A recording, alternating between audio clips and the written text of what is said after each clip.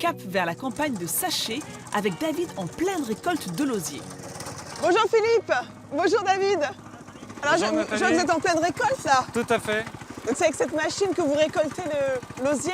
Voilà, tout à fait. Ça, c'est le motoculteur, avec une adaptation exprès. Tout est fabriqué main. C'est un outillage personnel que vous avez? Voilà, tout à fait. Et on fabrique nos machines, vu qu'il n'y a pas de fabricant de machines à osier.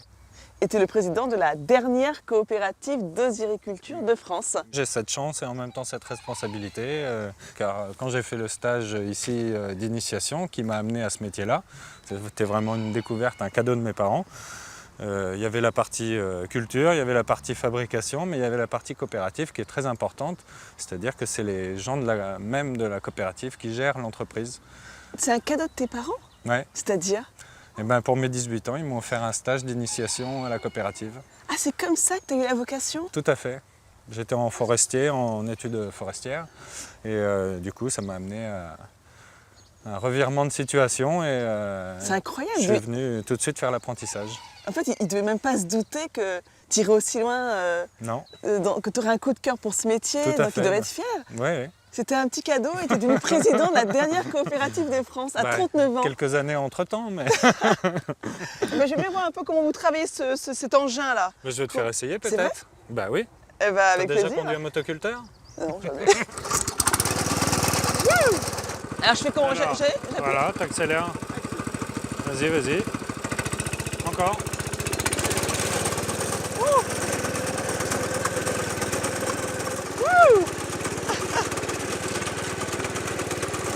C'est bon.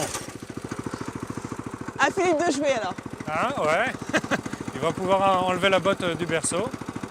Bon, ça va? Ouais, Je bah, reste, c'est bon, je reste en ligne droite, c'est bon? impeccable. Je peux t'embaucher, tu peux venir C'est m'aider, vrai. il n'y a pas de problème.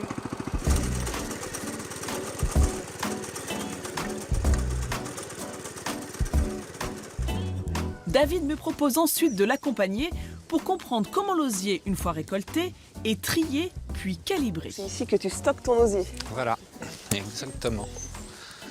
Donc là, on a plusieurs variétés. Plusieurs tailles.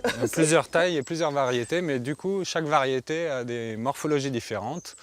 Tout cet osier, il est récolté en France. Oui, il est récolté en France et il est surtout cultivé sur les bords de l'Indre, qui sont à 500 mètres, où le terrain est idéal pour sa culture et sa pousse. Pour toi, c'est important de sélectionner ta matière première. Ah oui, c'est impératif. C'était l'évolution normale du vannier, de cultiver son osier. Donc une fois qu'on a stocké cet osier, alors c'est quoi l'étape suivante? On va pouvoir commencer à trier l'osier, c'est-à-dire enlever tout le branchu, couper les pieds propres et puis ensuite calibrer les hauteurs différentes pour le reconditionner et le mettre à l'eau au bassin.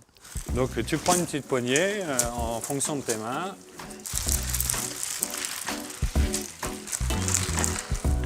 Tu le mets à plat devant toi. T'as vu la taille?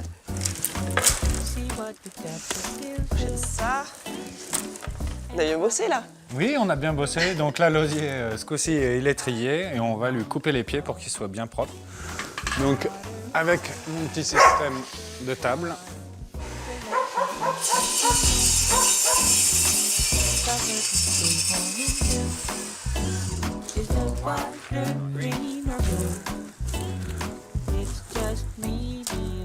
Il y a les nœuds marins, il y a aussi les nœuds d'osiericulteurs. Voilà, ici on fait tout avec l'osier.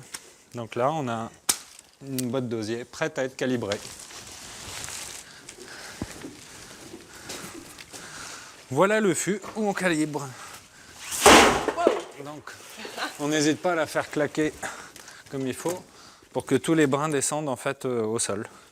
Et c'est ce qui va nous permettre de récupérer toutes les tailles différentes. Donc à partir au-dessus du trait, ça rentre dans la catégorie 5, qui correspond à chaque fois à une taille. Et tu les places ici. Hein. Voilà, donc j'ai mes petites échelles. Donc là, si tu veux essayer, tu vas prendre tout ce qui est au-dessus du 6. Voilà, tu serres bien. Vas-y, tu peux reculer. Ne te moque pas de moi, David. Donc tu mets à droite de son numéro. Donc là, je t'emmène au bassin. Ouais. On va poser ça les pieds dans l'eau. Donc là, voilà le bassin avec toutes les différentes variétés que j'ai déjà pu trier et calibrer et récolter. Donc c'est ici que tu les stockes jusqu'en mai. Voilà, donc là, il va tout doucement reprendre végétation, il va refaire des racines, il va refaire des feuilles. Et en fait, la poussée de sève au mois de mai facilitera l'écorçage en machine. Là, c'est vraiment un autre temps fort du métier d'osériculteur. On a le tri et on a la pellerie. Ça m'a fait plaisir de découvrir ce métier. Ben oui, puis je te conseille même d'approfondir en allant à la coopérative, de rencontrer Martine qui te montrera comment faire un petit panier. Avec Et plaisir. je pense que ça sera très intéressant. Je dis que je viens de ta part alors. Hein. Oui, tout je viens à de la part de fait. David. Voilà, Merci beaucoup il n'y a David. pas de souci. J'y vais de ce pas. Merci, au revoir. Au revoir. Bonjour Martine. Bonjour Nathalie. Tu vas bien? Ça va bien? J'étais au champ avec David et il m'a vivement conseillé de venir vous voir travailler tous à la coopérative. Tu travailles sur quoi en ce moment Martine? Alors, un panier ovale à jour. Il n'est pas mignon ce panier? Pour aller faire la cueillette des champignons, des fraises. Oui, voilà. Voilà. On l'appelle aussi le panier à fraises. Alors quelle est la première étape quand on fabrique un panier? Alors déjà, de tremper l'osier. Alors, pourquoi est-ce qu'il faut le tremper, l'osier? Parce qu'autrement, l'osier va casser. On ne pourra pas du tout l'utiliser. Ce sera pour pas- le tordre, pour le l'assouplir. torsader. Voilà. Suis-moi. Je vais te montrer. On met l'osier à tremper. Donc, voilà, on l'arrose pour qu'il puisse retrouver toute sa souplesse. Celui-là, il est sec. Ah, Vas-y. d'accord. Donc Essaie si de- j'essaye de le travailler, Voilà, il ouais, casse. il se casse. Il va Ouais. casser. Et là, si je t'en prends un qui a été humidifié, là, Vas-y. là, je peux m'amuser, je peux faire des cercles, des formes ça. assez...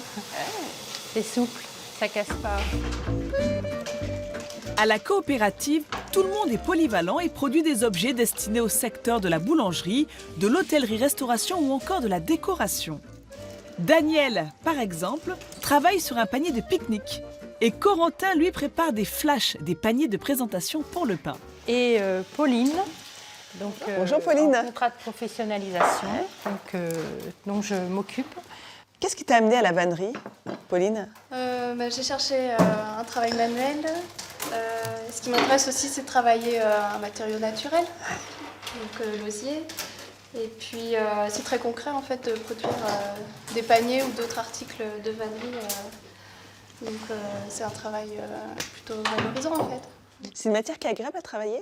Ouais, c'est hyper agréable à travailler. Puis il y a un bruit aussi qui est particulier. Hein. Là, on l'entend depuis tout à l'heure. Exactement. Et tu as appris le métier dans un centre de formation Oui, j'ai suivi une formation de 10 mois. Et, là, j'approfondis ma formation dans le cadre de la coopérative. J'ai fait un stage d'une semaine auprès de Martine. Et, en fait, elle a beaucoup de choses à transmettre. Elle adore transmettre. Et donc, elle m'a passé le goût de la vannerie. Tu travailles bien, Pauline? Ah oui, oui. Oui. C'est un bon élément. Martine, tu peux pas me transmettre à moi aussi les béabas de la vannerie? Alors là, donc, je suis en train de faire l'ourdissage. Je prépare tous mes montants pour la structure du panier. Ça paraît tellement Voilà. simple quand tu le fais, Martine. Et je vais te montrer, tu vas pouvoir essayer. Tu tires bien et tu tends. Voilà. Tu es une vraie passionnée, toi. Hein. Oui. On peut dire que la vannerie coule dans tes veines depuis quasiment ton enfance. Hein. Oui, bah, c'est vrai que c'est quelque chose qui me plaît depuis l'âge de 8 ans. Voilà, j'avais vu mon grand-oncle faire ça et j'ai fait un apprentissage à 16 ans. Ensuite, j'ai été embauchée à la coopérative en 1989, ça va faire 29 ans. Il travaille ici. Voilà, c'est ça. Qu'est-ce qui t'a plu Bah, c'est aussitôt? de créer quelque chose de ses mains. Alors, c'est dans ce sens-là. Voilà, tu viens positionner les caves. Je remonte comme ça, Voilà. Et tu remontes celui-ci. comme ici, ça. Pour le tendre. Alors, Ouais. de ce côté. De l'autre côté. Et on tend. Et on le repasse à l'intérieur. Comme ça? Voilà. Tiens, regarde, tu vois, je commence à maîtriser. Et là, je les passe comme ça. Voilà, c'est ça. Et je vais encore t'en redonner un pour pouvoir terminer Je suis fière de moi. l'ourdissage. Et oui, tu peux être fière de toi. Alors, c'est juste le début. C'est comme ça? C'est ça. Là, on arrive vraiment au dernier montant. Voilà, comme ça. Hop, et Et là, tu On le passe repasses derrière. Tu animes des stages régulièrement? Oui, aussi, oui. On en fait quelques-uns à l'année, oui. C'est un métier où il faut surtout transmettre son savoir-faire pour pouvoir faire perdurer notre coopérative aussi. Voilà. C'est important pour toi, ça. Oui, voilà. C'est terminé. Donc, Magnifique. félicitations, Nathalie. Tu as bien travaillé. Merci à toi, merci à Pauline et à David. Je peux vous dire que ces artisans passionnés, ils ont raison de perpétuer la tradition, car ce panier, il fait partie du patrimoine français. C'est comme ça qu'on conserve un savoir-faire qui se raréfie. Bravo à tous les trois. Bravo.